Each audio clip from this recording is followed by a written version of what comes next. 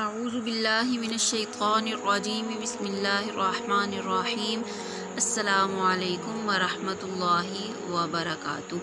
Welcome to my YouTube channel 80 Ideas and Lifeline.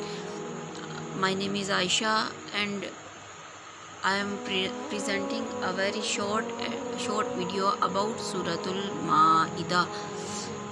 اللہ تعالیٰ نے سورۃ المائدہ کو مدینہ طیبہ میں نازل فرمایا. البتہ اس سورہ مبارکہ کی صرف ایک آیت مبارکہ جو آیت نمبر 3 ہے اس سورت کی، اور اس آیت مبارکہ میں دین اسلام کی تکمیل کا اللہ پاک نے ذکر فرمایا ہے.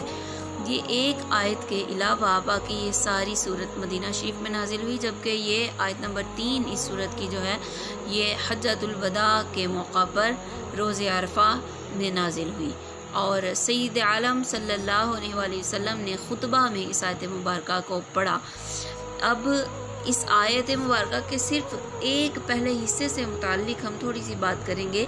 اللہ تعالیٰ ارشاد فرماتا ہے، یا ایھا الذین آمنوا اوفوا بالعقود، اے ایمان والو اپنے قول پورے کرو.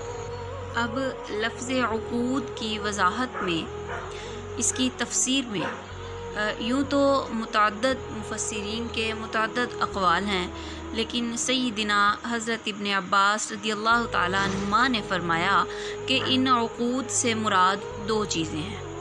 نمبر ایک یہ کہ اس سے مراد ہے ایمان، یعنی جب کوئی انسان ایمان لاتا ہے، ایمان بندہ مومن بنتا ہے، اسلام کو قبول کرتا ہے، تو اس وقت پھر جو اسلام اور ایمان کے کلیتاً تقاضے ہیں، تو انسان کو اس آیت مبارکہ میں حکم دیا جا رہا ہے بندہ مومن کو کہ وہ ایمان کے اور اسلام کے ان تقاضوں کو پورا کرے.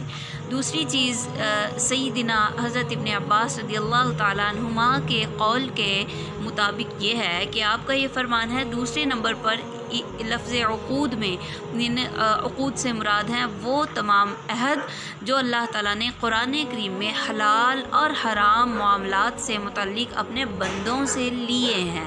تو ان کو بندہ مومنین کو یہ حکم ہے کہ ان تمام وعدوں کو، ان عقود کو پورا کریں، اور قرآن کریم میں جن چیزوں کو اللہ تعالیٰ نے حلال ارشاد فرمایا انہی کو حلال جانیں، اور جن کو جس طرح حرام قرار دیا ان کو اسی انداز میں حرام سمجھتے ہوئے ان سے کلیتاً اجتناب کریں.